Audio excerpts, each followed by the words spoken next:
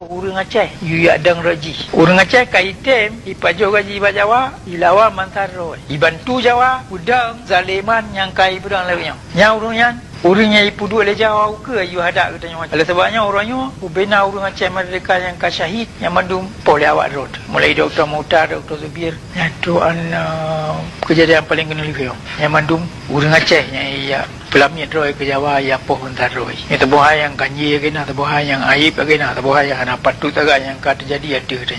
Tadi apa yang kan?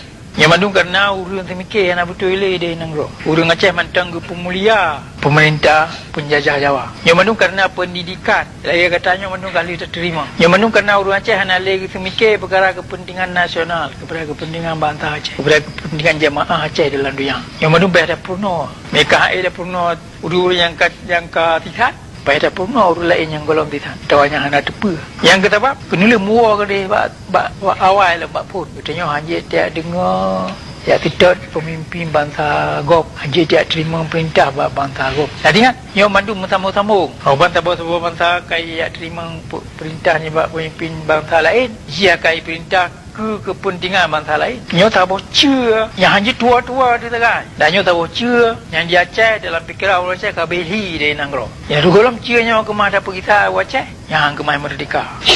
Ni bab apa yang kalau pegang anjahan katrang bak katanya. Yang urangnya minat nyo bandum kepentingan nasional bangsa Aceh, kepentingan bangsa Aceh. Kabir rela.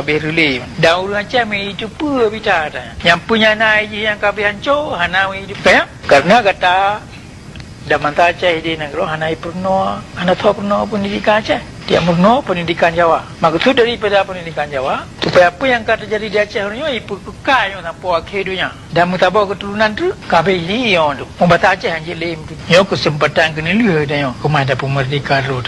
Dan dia katanya tem hanjahan katanya kemah ada pemerdeka road. Sebab perang yang akan katanya buka hati nanggro road tu. Hilir rumah road tu. Musuh kada dosa, tanah kada tupat. Iji urun teka. Dalam perang yang bermakna dumpa perkara-perkara yang beri kemenangan na lanjaro katanya. Dan kata depa katanya jika ada merdeka karena bangai kan karena anak tegak. Don 45 kata. Katanya Aceh dia behlo senjata ni bak Jawa. Katanya Aceh yang payah blow senjata ya beri dia ke Jawa. Dengan bangai katanya ada alat urinang dia kampung tu ya jok. Pudapan kilo-kilo ya jok ke Jawa. Yang orangnya tiada laki pedang Aceh merdekanya anak sobri. Mati laki bita. Dia laki anak sobri. Oleh sebenarnya gadah merdeka dia kan karena anak bedi. Gadah merdeka dia karena anak konsep kepentingan nasional.